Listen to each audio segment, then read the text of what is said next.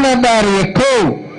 inuusan ogeyn kana qayb qaadan nooc kasta oo ay tahay afduubkii marxuumad caasho ilyaas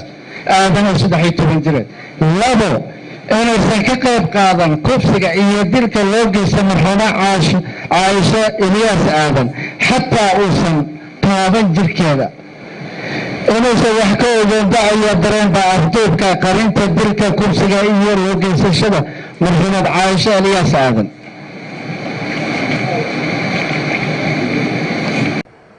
intii hore saanile caaisha maxamed caaisho inaadan kufsan taaban dilin wax dhiba u geysan maku wallaahi bilaahi tallaahiba waa igu wallaahi waa igu bilaahi waa igu tallaahi.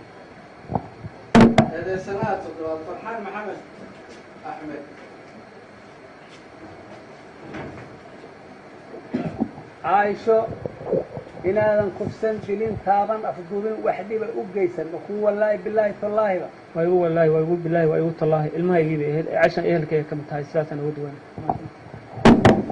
eedeysanaha sideedaad cabdinasiib cali cumar.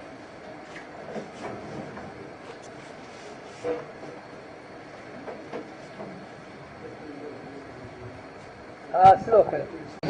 Soomaaliya ujeedo xukuumadda maxkamadeed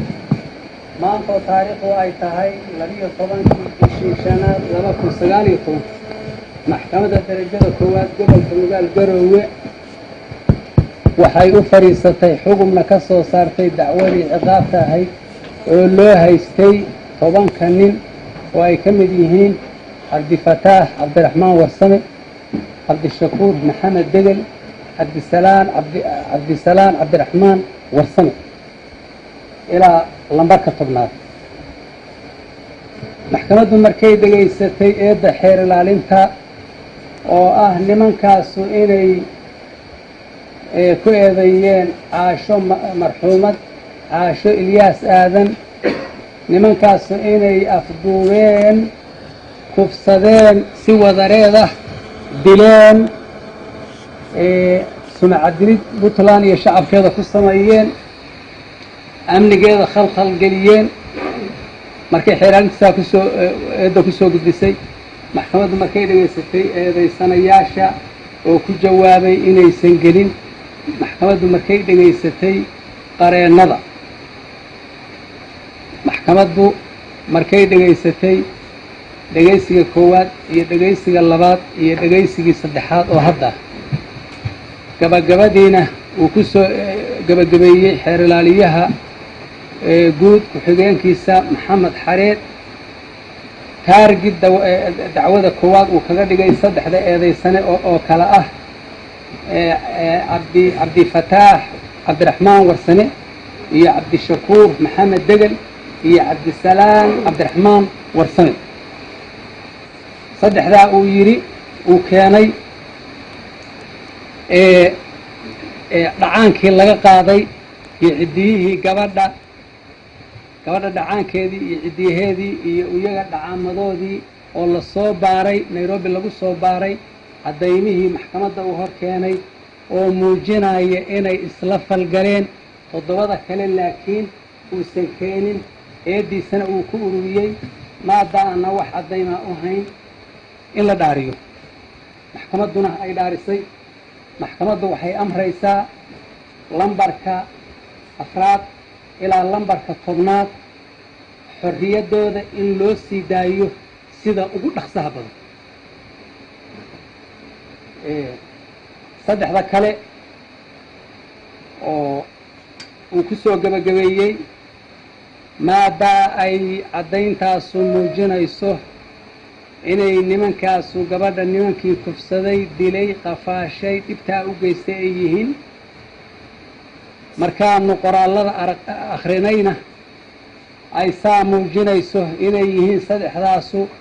nimanka marna aan laga saari karin ee sameeyey dhibtaa ee caasho ku sameeyey inay yihiin maadaa ciddiyihii iyo taabashadii waxaa la yidhaahdo dhacaankii laga helay. xukunkii maxkamaddu waxay ku xukuntay 3daas eedaysane oo ah Cabdifataax Cabdiraxmaan Warsame iyo Cabdishakuur Maxamed Degel iyo cabdisalaam cabdiraxmaan warsame dil toogasho ah oo dawladdu ay ku samaynayso dilkaas ay u xil saaran tahay iyadu inay fuliso wabilaahi tawfiiq fariista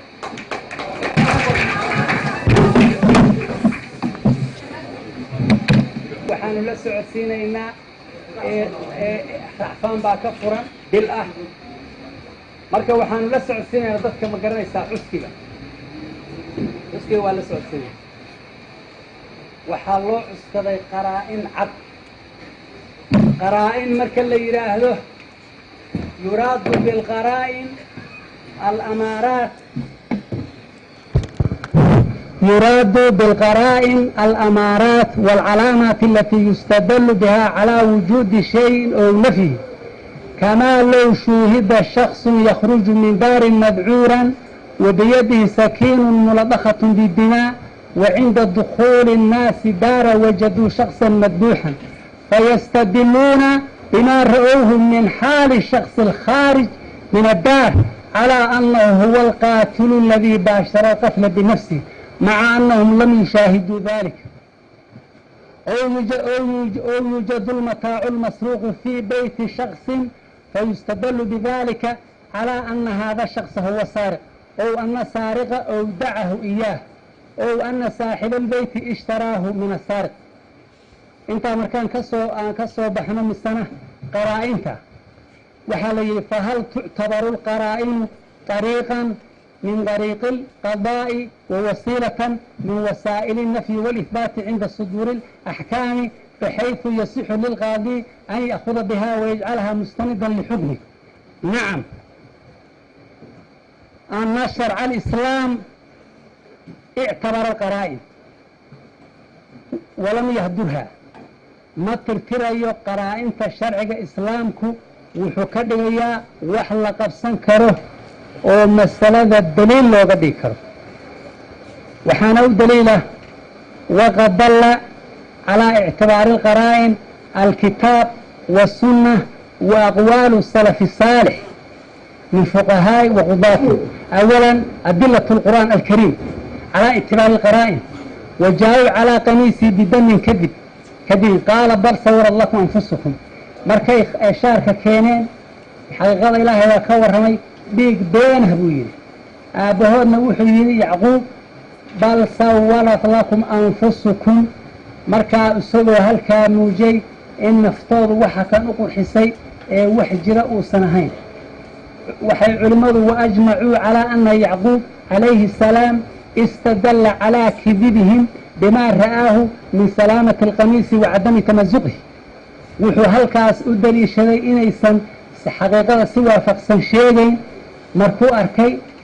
shaatigii inuu nabad galay oo wax jeexjeexa uusan lahayn xataa ruwiya annahu qaala lahum ilaa laga sheegay inuu iyagu ku yidhi maandhayaalow mataa kaana dii wa xakiiman ya'kulu yuusuf walaa yakhaqul khamiis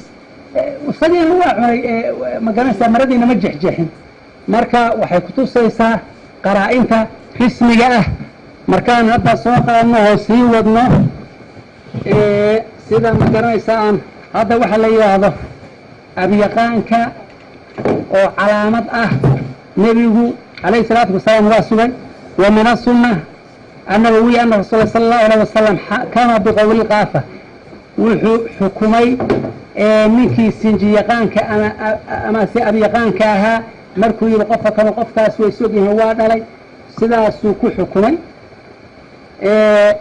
waxaa ka mid ah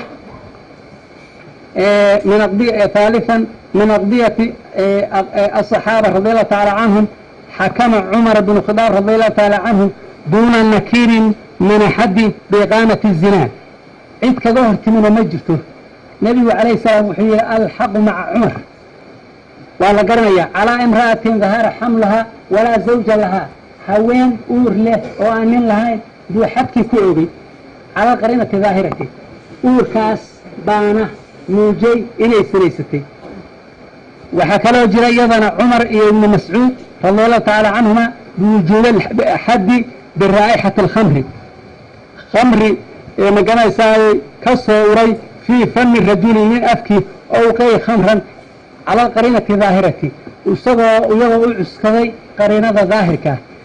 sidaa waxaanu la socodsiinaynaa qariinadaas toddobada kale ka bari yeeshay oo saddexda la soo baxday xeelaalintu keeneen inay maxkamaddu u aragtay wax xaqa waafaqsan inay tahay oo xukunka u cuskatay waxa weeye waxaa la yidhaahdaa bayino likulli maa yubayinu lxaqa wayadharuhu ma aha markhaanti iyo dhaar iyo qiraal keliya bayinadu ma aha waa la socodsiinaynaa dadka qofkii aan ma garanaysaa falbayinatu qad takunu shahaadatan maqbuula aw takunu nakuulan aw takunu shaahid alxaal xaalada meesha taal qiimaynteeda iyo nukuulka qofku waxay noqonayaan nin iyaguna bayinay noqonayaan fa ina min ashuhuudi min albayina walqariinatu min albayina markhaantiga iyo qariinadu bayinaadkay ka mid yihiin cad waqad takunu alqariinatu fii bacdi almawaadici aqwaa dalaalatan في صدق المدعي في دعواه من دلالة الشاهدين مرارك قيبتوت قرينه ويكحوك بدنتهي شاهدا أنك وكذا وكان أيضا فقهاء أخذ الفقهاء بالقرينة واعتبروها وسيلة من وسائل إثبات وطريقا من طرق الحكم فقهاء ويقاتين وحين هل كاكم عليا أو قاتين oo ictibaareen wasiilo waxaa lagu gaaro inay tahay waxa sugnaada oo xukunka lagu gaaro sidaas marka baanu idinla socodsiinaynaa xukunkana waa ku qoraynaa maxkamadduna saasay ku xiran tahay wabillahi tawfiiq